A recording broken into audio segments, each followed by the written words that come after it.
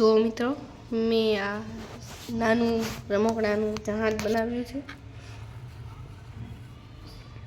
પુઠ્ઠાથી બનાવેલું છે. Waste material બનાવવું બહુ સહેલું છે. MSC કંપનીનું આવું ક્રૂઝ બનાવેલું છે. બધું જ વસ્તુ પુઠ્ઠાની બનેલી છે.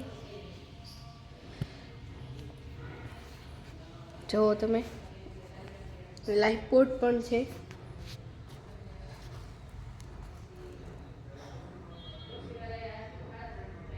પછી ઉપર સ્વિમિંગ પુલ ને એવું બધું, ટીવી મોટા,